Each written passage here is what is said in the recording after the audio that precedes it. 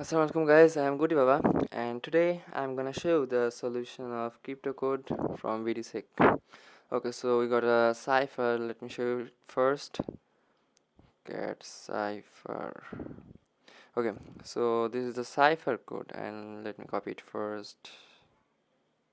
Okay, so here it is told that I convert plain text into cipher text by using CryptoCode library. So here CryptoCode library, this is a Python module.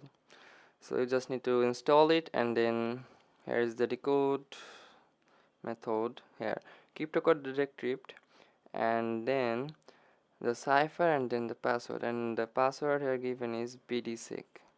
Okay, so let's make a solve script. Okay, at first import the module, import CryptoCode, and then cipher. After that decrypt, suppose CryptoCode dot decrypt, then cipher, then the key is BDSEC. Okay, so then now just print it, and this is the flag. Okay, thanks for today.